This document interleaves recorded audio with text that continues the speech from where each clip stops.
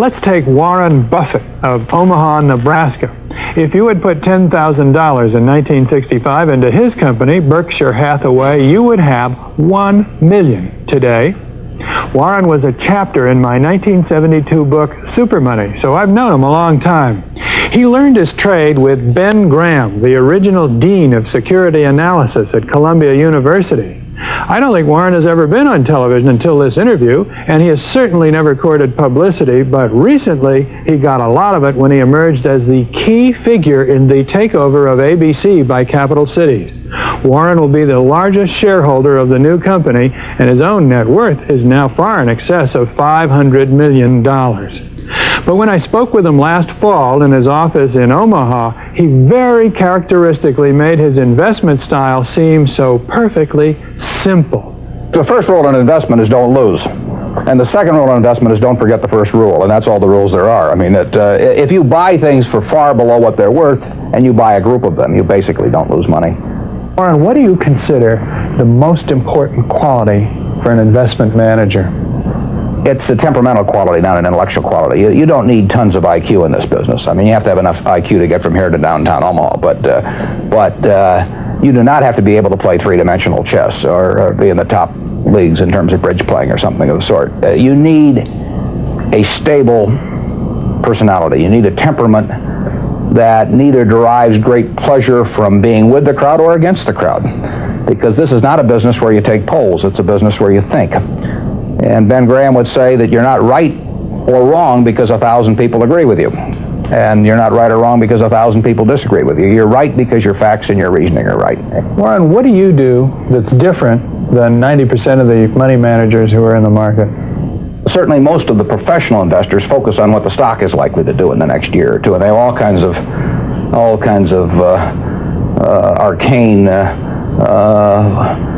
methods of approaching that, but they do not really think of themselves as owning a piece of a business.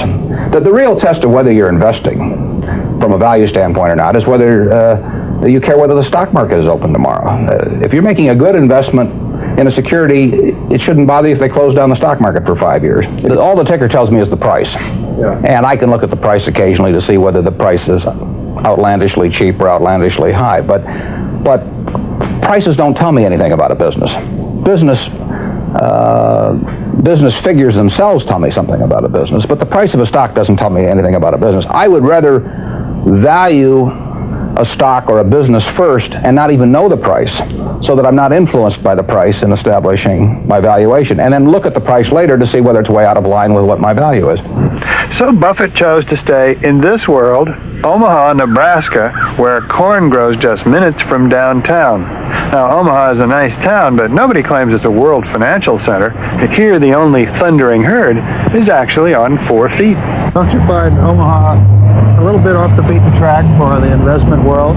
Well, believe it or not, we get mail here, and we get periodicals, and we get all the facts needed to make decisions. And unlike Wall Street, you'll notice we don't have 50 people coming up and whispering in our ear that we should be doing this or that this afternoon. You appreciate the lack of stimulation here? I like the lack of stimulation. We get facts, not stimulation here. That's true. How can you stay away from Wall Street? Well, if I were on Wall Street, I'd probably be a lot poorer.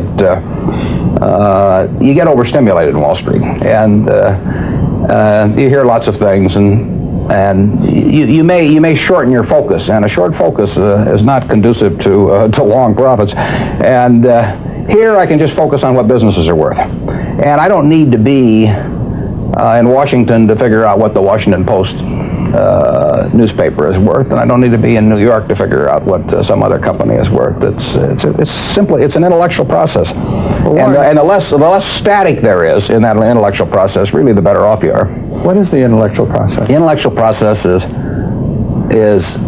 defining your area of competence in valuing businesses, and then within that area of competence, finding whatever sells at the cheapest price in relation to value. And there are all kinds of things I'm not competent to value, but there are a few that I am competent to value. Have you ever bought a technology company? No, I really haven't.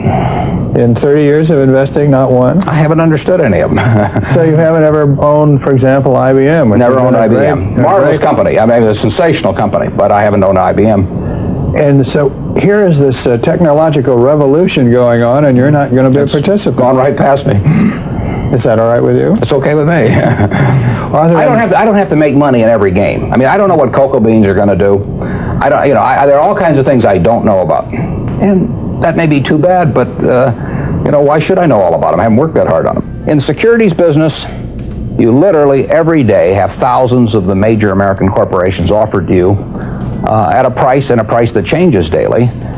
And you don't have to make any decisions. You have to make, nothing is forced upon you. So there are no called strikes in the business. The pitcher just stands there and throws balls at you. And if you're playing real baseball and it's between the knees and the shoulders, you either swing or you get a strike called on you. If you get too many called on you, you're out. In the securities business, you sit there and they throw U.S. Steel at 25 and they throw General Motors at 68, and you don't have to swing at any of them. They may be wonderful pitches to swing at, but if you don't know enough, you don't have to swing. And you can sit there and watch thousands of pitches, and finally you get one right there where you want it, something that you understand, and then you swing. And so you might not swing for 6 months. You might not swing for 2 years. Isn't that boring? It would bore most people, and certainly boredom is a problem with most professional money managers. If they try to sit out an inning or two, not only do they get somewhat antsy, but their clients start yelling, "Swing, you bum!"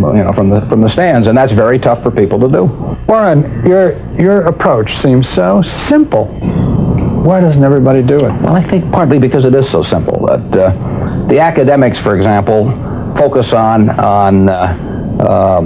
all kinds of variables. Partly because by academics you mean professors of finance? Yeah, the data's there. In business school? Sure, and the data's there. So they focus on whether if you buy stocks on Tuesday and sell them on Friday, you're better off, or if you buy them in election years and sell them in other years, you're better off, or if you buy small companies. There are all these variables because the data are there, and they've learned how to manipulate data.